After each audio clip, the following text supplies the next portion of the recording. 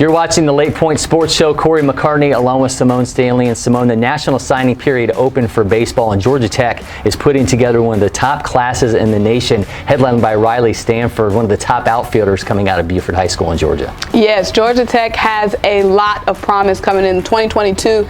Also in the 2023 class we're going to get into later, and we're fortunate being about 20 miles, I would say, from Georgia Tech to have seen a lot of their talent.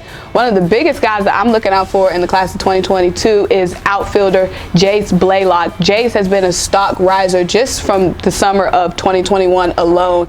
He plays for what was formerly Foundation Sports, now Clutch Sports. Jase Blaylock is a big play waiting to happen, and his name has been booming, especially on the Georgia Tech boards.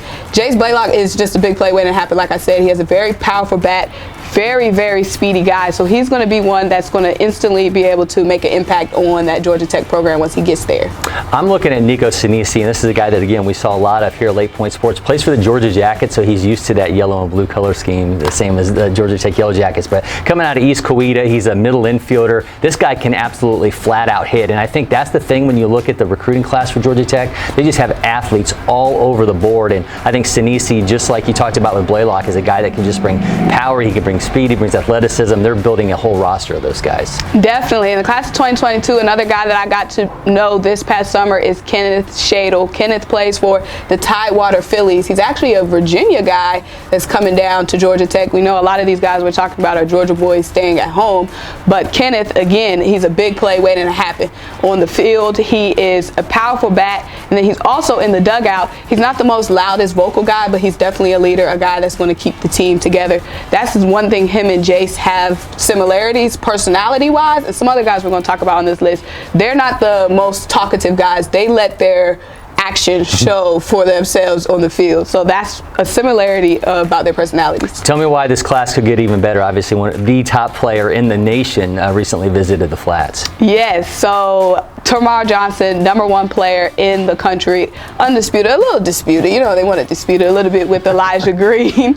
But Tamar Johnson, our #1 player on the PBR boards, he's a shortstop from Mays High School. He's already in the top 5 in a lot of MLB draft, mock draft boards.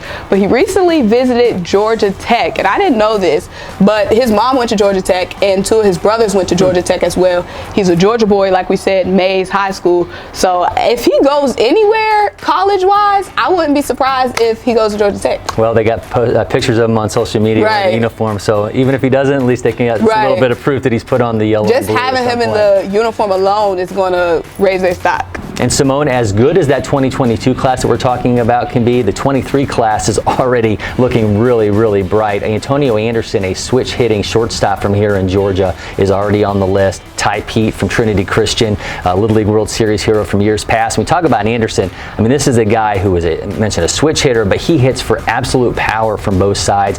I had him break down his swing earlier this summer, and just what he's looking to do, the guy can just absolutely mash. We had him hit a home run here this past year, LakePoint Sports, and you just saw a bat flip for days coming out of that. And the thing with Pete, I mean, this guy can just hit. I know he's been climbing up on the mound as well for Trinity Christian. So this is a guy who has to carry a lot of weight. I mean, every time you step onto a field and you have Little League World Series on your resume, everybody knows who you are. He's carried that weight, and he's performed very well doing so. So Georgia Tech absolutely looking bright with these upcoming recruiting classes. And when you talk about Antonio Anderson and Tai Peete, like I said, they have the same personality as Jase and Kenneth. Yes. All those guys, they're not the loudest talkers in the dugout. They're not the loudest talkers on social media.